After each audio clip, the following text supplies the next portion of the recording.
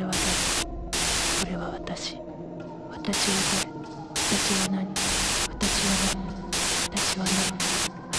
Já vou! Olá, subscritinhos! Olá, minhas amigas! A ideia era fazer mais um vídeo normal de perguntas, onde eu respondo perguntas sobre vários temas. Mas eu recebi tanta pergunta sobre Evangelion que eu decidi agrupar tudo em uma coisa só pra gente tentar desvendar juntos esse inferno desse desenho. Vamos seguir em frente?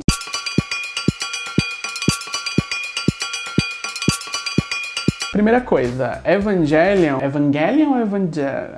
é um anime do gênero mecha. O que isso quer dizer? Significa robôs gigantes, robôs gigantes. Mas Evangelion é muito mais que isso. E eu vou falar sobre tudo isso, todas as coisas. Eu vou falar sobre algumas coisas. Eu vou falar sobre 2 ou 3 coisas. Vamos começar pela primeira pergunta que eu recebi. Foi uma pergunta anônima. É o seguinte: olá, Aurinha, poderias me explicar um pouco do final de Neon Genesis Evangelion? Eu senti que entendi boa parte até o último episódio, mas eu queria que você pudesse fechar esse meu pensamento. Desde já, obrigado. Eu vou ter que explicar isso agora, gente. Vou fazer o seguinte: começar com as outras perguntas e eu deixo essa pro final, porque é assim que se faz conteúdo pra internet. Fique comigo, que eu vou explicar tudo pra você. Então vamos pra próxima pergunta e depois a gente volta pra essa. Você percebeu que Evangelion falava de clone antes de O Clone? Ele tá falando da novela O Clone, da Globo. E é verdade. Eu achava até hoje que a Glória Pérez tinha inventado o clone. Antes não existia. Mas não, Evangelion falar de clone antes disso, né? O que me faz pensar... Me vem uma imagem na minha cabeça agora, essa associação dessas duas coisas, por causa de Giovanna Antonelli. Falou clone, eu lembro de Giovanna Antonelli.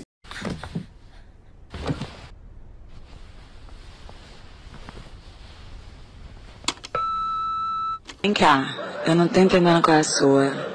Tu tá me bombardeando de... Próxima pergunta. Por que diabos os Evas têm que ficar plugados na tomada? Eu acho que isso da tomada... Sabe quando as pessoas falam que os Simpsons previram o futuro? Ah, os Simpsons previram a eleição do Trump. Eu acho que isso foi uma antecipação do problema que a gente tem hoje com o carregador de celular. O celular faz tudo, né? Tudo que você precisa fazer, você faz no celular. Mas aí a bateria dele dura 15 minutos. Igual os Eva, né? Que os Eva consegue matar um enviado de Deus em um só golpe, mas agora não, que eu preciso passar em casa rapidinho pra carregar. Então daqui a pouco eu resolvo esse problema aí pra vocês. Próxima pergunta. Asuka, melhor personagem, disserte. Sai dela, demônio cheio de bicho podre! Eu gosto muito dela, mas ela não é a melhor personagem pra mim, não. Pra mim, a melhor personagem é a Misato, porque ela é um anjo, só falta as asas. Ela não é a protagonista, mas ela é o mais perto que a gente chega nesse desenho de um herói clássico. Ela faz muitas coisas, ela toma muitas atitudes, ela desvenda vários mistérios. Pena que ela descobre os mistérios, mas ela não conta pra gente. Próxima pergunta. Kaoru e os gays dos animes. Comente. Eu adoro que eu tô recebendo ordens aqui, né? Comente. Comente você. Eu tô pra fazer um vídeo sobre esse assunto. Tá bem preliminar, assim, se é que me entende. Mas é um tema que me agrada. Eu quero falar mais profundamente sobre isso. Eu tenho muita coisa pra falar sobre isso. Primeiro que tem o negócio do queer code. Quando você atribui características gays a um determinado personagem, mas sem necessariamente dizer que esse personagem é gay, ou é lésbica, ou é trans, ou isso ou aquilo. Isso chama queer coding. Não é necessariamente ruim, mas tem vários exemplos, no mínimo, estranhos. Na minha experiência, a minha primeira lembrança de queer coding são os vilões da Disney. O Scar do Rei Leão, que é um leão afeminado. Eu estou cercado de idiota. A Úrsula, da Pequena Sereia, que é inspirada na drag queen Divine. E não subestime a importância da linguagem do corpo. O Ele, das Meninas Superpoderosas. Ai, lindinha, não chore, piquitita. Você precisa informar pra audiência que essa é uma pessoa que você precisa sentir nojo ou qualquer tipo de sentimento ruim. Então sempre tinha essa coisa de associar a viadagem a uma coisa meio grotesca. Olha como essa pessoa é grotesca, é um homem afeminado. Tem coisa pior que isso? Então, na minha experiência, a primeira vez que eu vi uma quebra de paradigma nesse sentido foi quando eu comecei a assistir anime. Eu tinha o Shun, do Cavaleiro do Zodíaco.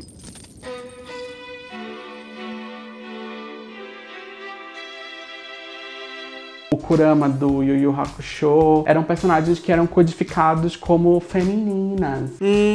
A armadura dele tem seios. Mas que a gente não precisava torcer contra eles pra variar. Tinha outras questões aí também. O arco narrativo do Shun envolvia o fato de que ele não gostava de violência. Ele era muito forte, muito poderoso, mas ele não queria usar a própria força porque ele não gostava de violência. Isso foi traduzido como uma característica feminina. A única forma de um homem não gostar de violência é se ele fosse meio afeminado. É uma ideia meio esquisita, mas que se traduziu pra gente como, olha, é um herói e ele é afeminado, ele não é o vilão, pra variar. Então, vitórias e derrotas. À medida que eu fui conhecendo outros animes, foi a primeira vez que eu vi casais homoafetivos. O Toya e o Yukito, né, da Sakura, a Haruka e a Michiru. Casais que, de fato, trocavam juras de amor e se tocavam. E isso não era grotesco, nem nojento, nem nada. Tipo, era um casal e era bonito e era romântico. E Evangelion foi um desses. É o famoso episódio 24 de Evangelion, em que o Kaoru aparece. O Kaoru se declara pro Shinji. E é meio bonito, assim. O Kaoru acaba se revelando como vilão, mas o amor que ele sentia pelo Shinji não se torna ilegítimo porque ele é o vilão. Uma coisa não anula a outra. Não é tratado no anime como o momento em que Shinji descobriu que era gay, ou quando ele saiu do armário, ou quando isso, ou quando aquilo. Não é uma questão. Ele conheceu uma pessoa que amou ele. Na verdade, essa é a questão. É a primeira vez que alguém ama ele na história. Eu não tô dizendo que os japoneses, eles são mais evoluídos nessa questão. Não é isso que eu tô dizendo. Inclusive, eu recebi uma mensagem muito interessante no Twitter de uma menina chamada Manamis. Ela falou pra mim assim: eu nunca tinha assistido Evangelion, estou vendo agora pela primeira vez, queria muito comentar algo com alguém. Eu falo um pouco de japonês. Em diversos momentos, quando as mulheres precisam que os homens tomem uma atitude, elas dizem, faça isso, você não é um homem? E ela ainda traduz algo totalmente diferente, do tipo, tenha coragem. Pensei, ela diz, né? Ela continua. Caraca, como isso aqui é errado. Tá certo que isso é de 95 e o feminismo era pouco falado. Aliás, por favor, fale no seu vídeo sobre a sexualização da mulher. Caraca, como isso me incomodou, desnecessário. Nitidamente desenhada de homens para homens. Apesar de bastante inserida na cultura japonesa, o sexismo às vezes me assusta, e isso é bem forte até hoje. Então fica aí a reflexão, ansiosa pelo seu vídeo. Eu não sabia desse negócio do seja homem que ela falou, até porque eu não falo japonês, né? Eu tenho mais o que fazer. Quando a gente fala dessas coisas de representatividade LGBT em desenho animado, eu tenho muita referência de desenho japonês, de anime, porque muitas coisas eu vi lá primeiro. Inclusive, o que a gente tem hoje em desenho americano, tipo Adventure Time, ou Steven Universe, ou She-Ra, é claramente um reflexo de uma juventude que assistiu anime quando era criança, decidiu trabalhar com animação depois, então trouxe essas referências para as produções de hoje. É uma galera que cresceu assistindo Sakura, que cresceu assistindo Sailor Moon, que cresceu assistindo Utena. Fica uma ideia de que, nossa, os japoneses são muito avançados, e eu não tô dizendo que eles não são avançados, eu acho que são culturas diferentes. Sobre essa coisa da sexualização da mulher, eu tava pesquisando para fazer esse vídeo e eu achei uma fala do autor do Evangelion sobre isso. Ele fala do como a indústria de animação no Japão é muito parecida com a indústria pornográfica.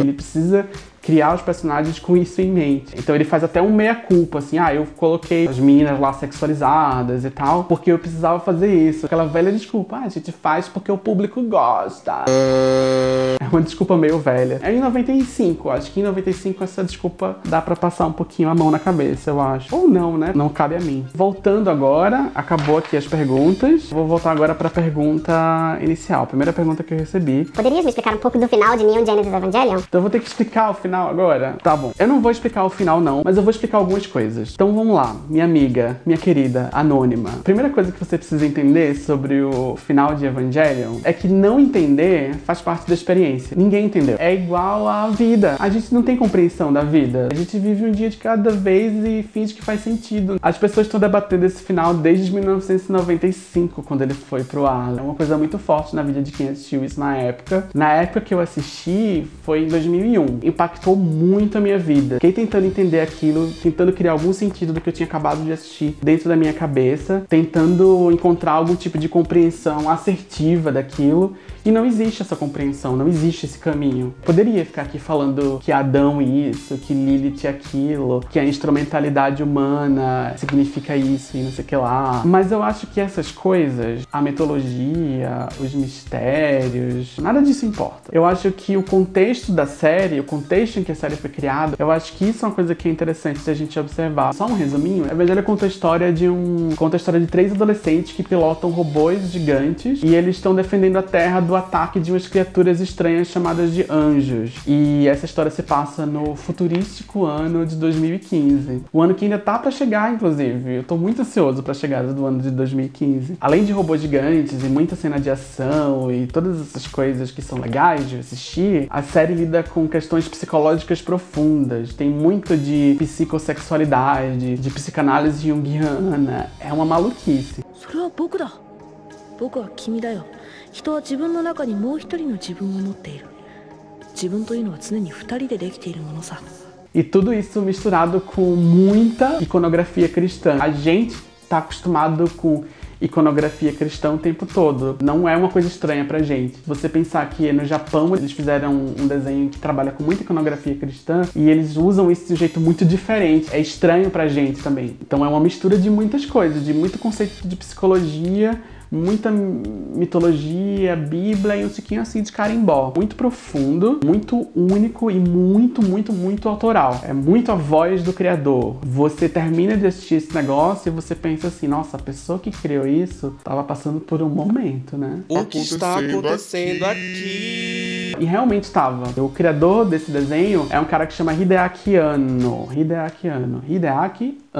Antes dele criar Evangelion, ele dirigiu uma outra animação japonesa chamada Nadia. Tinha um subtítulo, Nadia não sei o que lá, mas eu não me lembro agora. Então, Nadia, As Aventuras de Nadia. Eu não sei. Foi um anime que era inspirado no livro 20.000 Léguas Submarinas. Tem uma fanbase esse anime, assim, pelo menos tinha na época, não sei como é que é hoje. Na biografia desse cara, ele conta que a experiência que ele teve dirigindo esse desenho, a experiência foi tão estressante, tão devastadora e tão difícil e tão traumatizante que ele entrou em colapso, assim, ele largou a produção no meio do negócio e ele teve uma crise depressiva e ele ficou praticamente sem trabalhar durante 4 anos, paralisado, completamente acabada. Essa história toda de como ele parou de trabalhar, sem produzir durante muito tempo, isso deixou ele um pouco obcecado com a ideia de não desistir, de não fugir. E esse tema tá muito presente em Evangelion, pelo menos na primeira metade do anime, é um tema muito forte. O protagonista, o Shinji, ele lida com essa questão várias vezes, com essa ideia de não desistir, da paralisia, de não conseguir fazer alguma coisa, de lidar com a própria covardia, é o maior traço de personalidade dele. Durante a série é que ele é covarde. Shinji, tô operada. No meio da produção da série veio um bloqueio criativo. Quando chegou a vez da Rei, eu estava completamente bloqueado. Eu não conseguia escrever nada. Eu queria que a Rei fosse uma personagem esquizofrênica, mas quando eu tentei escrever, não consegui pensar em nada, absolutamente nada. Finalmente, pensei, ao escrever sobre loucura, não se tem escolha além de enlouquecer. A louca! Essa mentalidade, isso que ele fala aqui, reflete muito forte no rumo que a série toma da metade pro fim. A série vai ficando mais apocalíptica, mais introspectiva e mais experimental. A louca! Porque é isso, né? Ele começou a ler sobre psicanálise junguiana, ele começou a entender o que estava se passando na cabeça dele, e isso foi entrando na série, porque a série, como eu falei, a série é muito autoral, muito sobre ele. Ele foi colocando muito dele ali, e aí vai virando um grande fluxo de consciência. Os últimos 2 episódios de Evangelion foram escritos pela Clarice Lispector. Então, basicamente, a história de Evangelion está muito intimamente conectada com a história da vida pessoal do autor. Ele criou um mundo caótico que reflete o caos que estava na cabeça dele. Alguém anota essa frase? E o resultado disso é uma história que é um quebra-cabeça, mas não tem todas as peças. Evangelion é como um quebra-cabeça. Qualquer pessoa pode ver e dar sua própria resposta. Em outras palavras, estamos oferecendo aos espectadores que pensem sozinhos, para que cada pessoa possa imaginar seu próprio mundo. Nós nunca vamos oferecer as respostas, mesmo na versão do filme. Não espere receber respostas de alguém. Todos nós temos que encontrar nossas próprias respostas. Eu me envolvi muito intensamente com o Evangelho na minha adolescência. Foi um grande divisor de águas na minha vida. Foi a época que eu saí do armário, foi a época que eu enfrentei os primeiros dramas de vida adulta da minha vida. E essa série me ajudou muito a enfrentar várias coisas que eu enfrentei na época e várias coisas que eu enfrentei depois. Foi a primeira vez que eu tive um repertório estético da mente humana, do poder de destruição e de cura que a gente tem. E eu acho que esse repertório foi fundamental nas coisas que eu vivi nessa época e nas coisas que eu vivi depois. Não só na minha vida, como na forma que eu consumo histórias até hoje. Eu aprendi a ver história desse jeito. Pra mim, não importa se o mundo acabou no episódio 25, ou se os anjos são filhos de Adão, ou quem é filho de Lilith, ou se a Rei Ayanami é a Flávia Alessandra. Esses detalhes não importam. Nada disso importa. Nada. Eu posso ficar viajando aqui, posso passar horas falando se o Leonardo DiCaprio tava sonhando ou não no final de Inception, ou eu posso ficar falando de furo no roteiro, ou reclamando porque apareceu o copo da Starbucks no episódio de Game of Thrones. Essas coisas não importam. E no fim das contas, o que importa mesmo, o que faz diferença de verdade dentro do meu seio, o que eu sei que é realmente importante, é como essas histórias fazem a gente se sentir. É o sentimento que essas histórias despertam na gente. E o que a gente aprende com elas. Como é que a gente fica melhor depois delas. Ou pior, sei lá, né? Eu não sei se eu fiquei melhor ou pior. E o que eu senti quando eu assisti Evangelion pela primeira vez, com 15 anos, todo quebrado do juízo, toda troncha, o que eu senti naquela época... Eu não vou contar pra vocês porque eu não falo sobre a minha vida pessoal.